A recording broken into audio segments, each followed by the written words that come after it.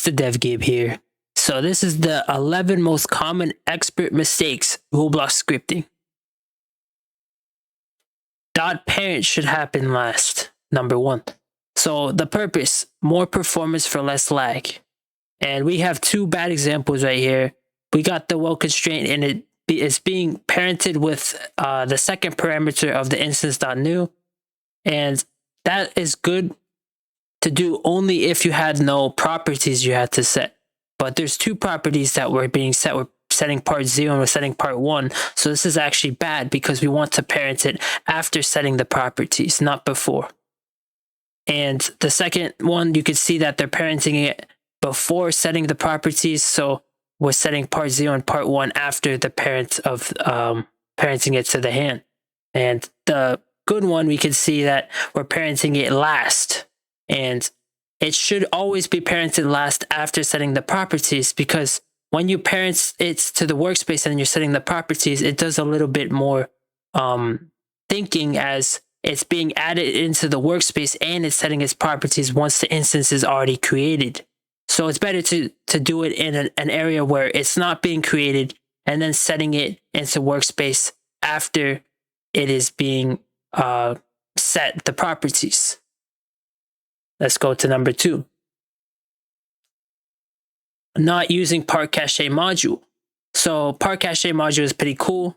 Its purpose is less lag with the bullets, and using part destroy for bullets equals lag. And whenever you use the destroy function, if it's made with a ton of bullets, especially since bullets are all over the game, and using the destroy actually takes a lot more demand on the computer, the CPU. So it's just bad for your game to use the destroy on bullets. And that's why you would use PartCache module. I'll leave a link to it in the description below if I could find it. But if it's not there, then I don't have it in the description and I couldn't find it. And PartCache module reuses the same part without destroying it by CFraming, moving the part miles away. So it basically grabs the bullet's properties and the bullet itself, the whatever you set the main part to be, and then it puts it miles away. And then when the bullet actually needs to be used, it just moves it to wherever you need it to be. And it basically just uses moving the part from far away to close just to make so you could use the part for whatever you want. And this is great for bullets, so I recommend it. Number 3, not using SetNetworkOwner nil on unanchored parts. And SetNetworkOwner is to stop hackers by setting parts to have only server control. Whenever you set it to nil, it automatically sets it to server control. And using SetNetworkOwner nil on players. So you could see that whenever you, if you do try this, if you set the parts inside of a player's character to the server, you can see that whenever you press WASD or any movement, it will be delayed. And that's because you're only allowing the movement to be transported through the server. So actually it's delayed. That's why we have the client side, because the client's movement is actually up to date and is actually quick enough. And the server side actually has to catch up to the client's movement. And that's why if you were ever moving in a game, how did I get shot? And when I'm in cover, because there's a delay time between the client and the server catching up to the client's position. So it gives more demand and more ownership to the client rather than the server. But if you do set it to this, it will actually do the opposite. And it would actually remove the client's control over the player. And it would actually be delayed when you're pressing WASD. And when you press W, it might be like 0.3 seconds delayed from the movement. And it will be, you could try it. It's very easy to do. And you can see right here, I have a picture. Basically, hackers can move stuff like this, unanchored parts. As soon as it gets into the zone sort of increases over time. As soon as you spawn in the game, the zone starts to spread out. And that's called the client's network owner. And whenever a player interferes into that zone that's being increased over time, it will basically make it so that it won't increase anymore. And the client's zone would actually go back to a small area. But as soon as that zone enters into these unanchored parts, they can move them around. And so if you don't set it, the network owner to nil for something like NPCs, like the skeleton, they can move it around the map. And the good thing is showing you how to do it. The bullet and then colon. So you set the part and then colon set network owner to nil, and that makes it server ownership. And this does not work with cloned parts. So you're going to have to set it for each individual part. So you have to do new parts, set network owner. It doesn't transport when cloning parts. That's just something you should remember. Not combining things into one while loop. And the purpose, more performance for less lag. As you can see that we have 3 skeletons, and each skeleton has 3 scripts. Imagine if you had 30 skeletons. For some reason you were doing a zombie survival or a skeleton zombie survival. You would want to combine these scripts all into one while loop. So the pathfinding, you could combine it to one while loop. And I did that in my robots attack video. And right on the bottom, you can see combining all pathfinding scripts into one while loop. So update all robot status. You got the while true do loop. You got the task.wait. And the time might be 0.1. And then it loops through all the characters inside of the folder. I don't have to use next. I could have just used pairs, but I just used next just because I didn't understand at the time. But pairs basically, and it just loops through that folder and it gets the next item in the table.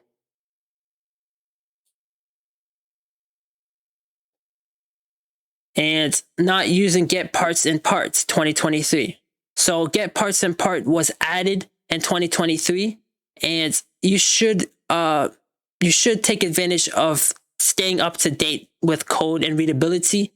You know, there used to not be GetPartsInPart, and GetPartsInPart basically means that whenever there's something inside of a certain part, you can detect it using GetPartsInPart and find whatever's inside of a part.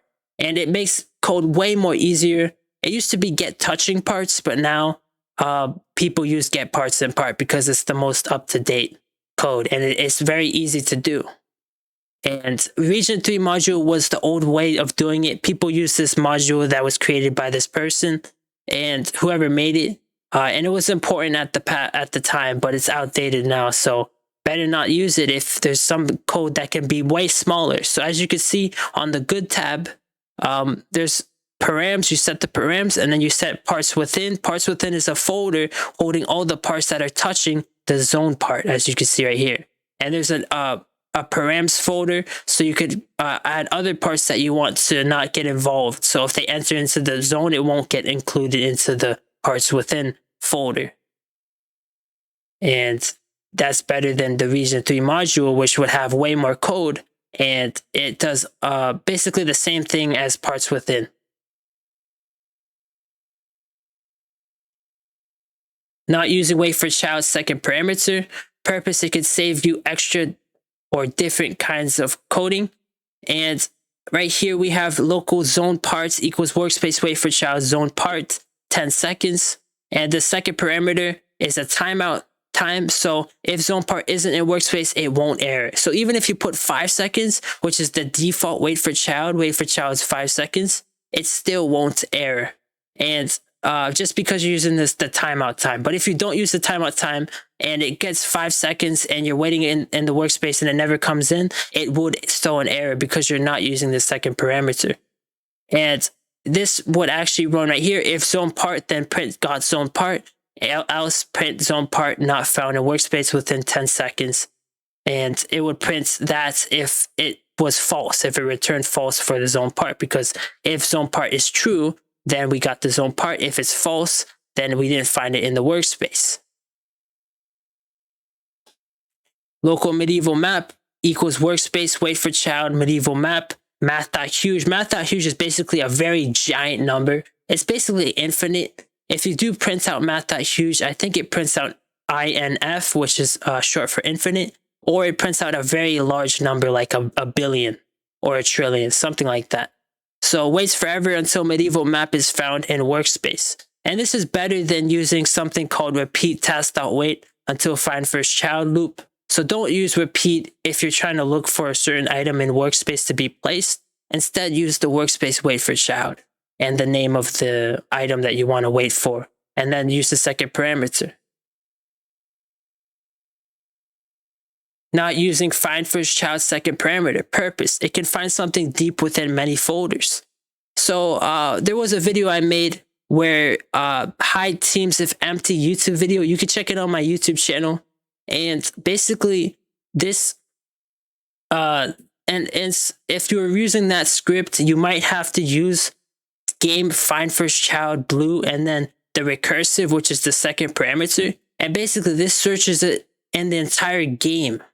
So the entire game, the item is being searched, and it will only search for one of the items called blue. So if you have a second part in the game called blue, then it might grab that. So you got to make sure that there's no other team or no other item in the entire game that has the name blue.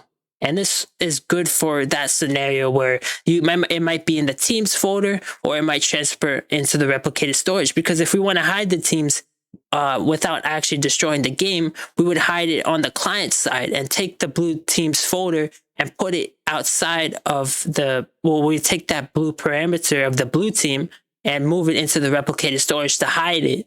And then when we want to show the blue team when it has more than one player, because the team's not empty anymore, then we put it back into the teams folder. That's basically how we did it in the YouTube video, if you want to check it out. Memory leak with connect stacking. Purpose, hidden lag influence over time. As you can see that we have a while true do, and we have a humanoid.finished move to finished connect.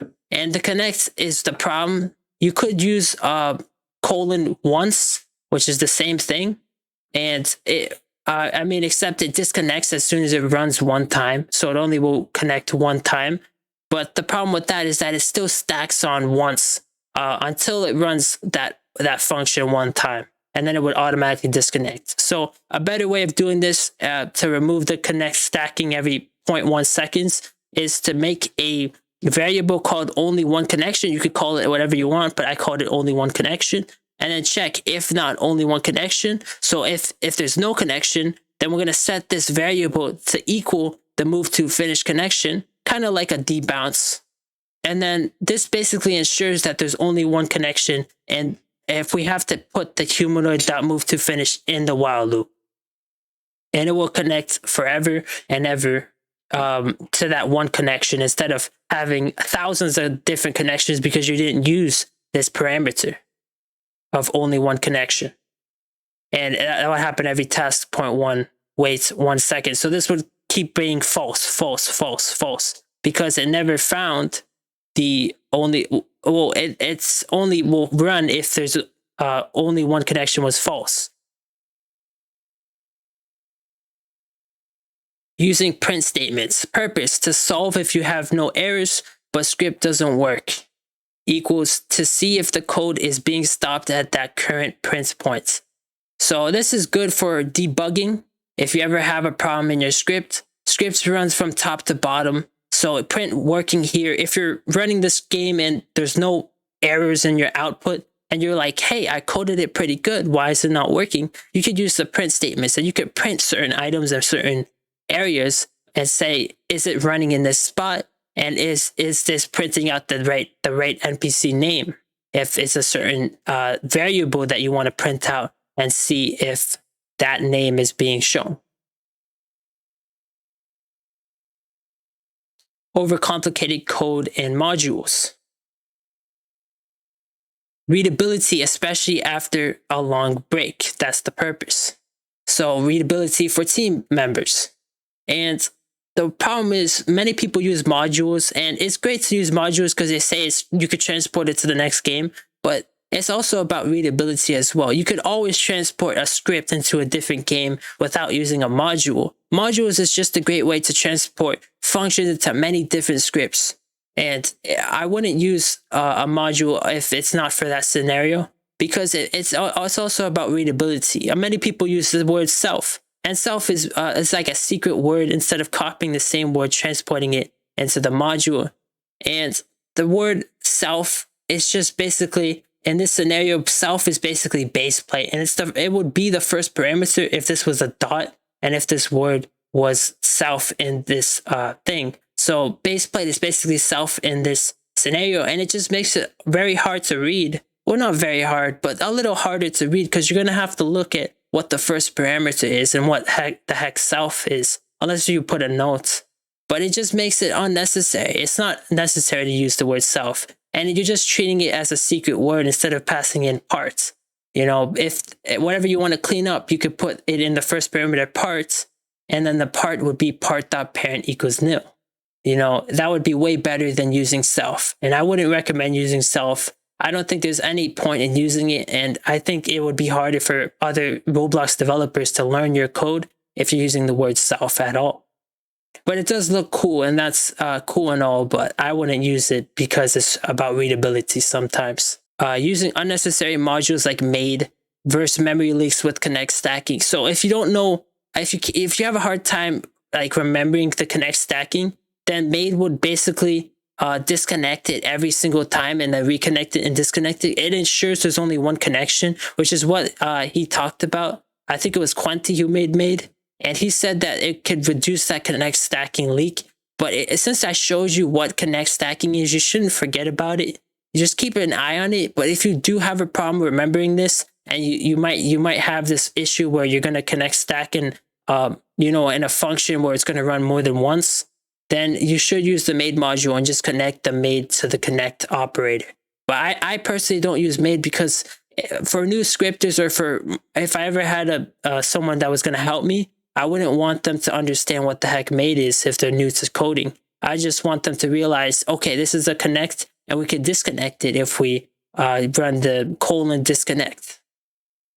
So remote messenger, the good thing is using remote messenger module. I made a video on this, and basically it's for performance by combining all of the remote events. And that's just a good module I think is important. It combines like 10 remotes into one, which would be great for your performance. And it's also other modules to consider: PartCache, we talked about that, and FastCast Redux, which is basically for projectiles to not be on physics. But I didn't use that on my shotgun video because it's better to have a learning curve, and it's not bad to have a little bit of an unprofessional projectile. And I also ran into a little bit of projectile issues with FastCast. It was just like very rarely it would hit them, but it wouldn't give them any damage. So it was a very rare scenario of FastCast Redux, and the projectile would be in the air because I didn't destroy the projectile right away. So that was a little issue of FastCast Redux, but there's nothing wrong with that. I feel like it's more performant than using body velocity, but body velocity doesn't use physics as well. So it doesn't have physics except the collision. And yeah.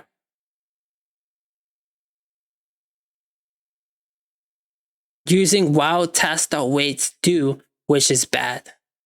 And while task.wait do in a while loop is basically using this in the true scenario. So instead of while true do, it would be while wait, or while task.wait do. And I used to do this in my old Roblox videos on my channel, if you ever wanted to look at that, the old ones from like 5 years ago. And yeah, I don't recommend doing it. It goes against your performance because it's basically saying while wait is wait's going to return true, do. So it's basically checking, so it's like an extra step. It's checking if waits is going to return true. And it should return true every time. But actually, there was one time where I used task.wait in the while true do. And instead of while true, it was while task.wait do. And it actually returned false. And it broke the loop. And I was like, what the heck? How come my code broke? Because task.wait actually returned false at one point. And I don't know how that's possible, but it did. And it's something to consider, that this task.wait can sometimes return false for some reason, and it could break the loop. So never use the while task.wait do in a loop, or use while waits do. And I don't know why you would use waits. Waits is outdated, I think, and it uses the second synchronization of of what loads into the game and what is prioritized. So task.wait is much more of a priority, and it doesn't delay when lag comes, because when you use wait, it actually delays when it becomes laggy. And sometimes if it's wait 1 second, it could be wait 4 seconds with wait because of that lag. And that is it, guys. The end. 11 most common expert developer mistakes. I hope you guys enjoyed today's video, and I'll see you guys next time. Peace out. And whenever a player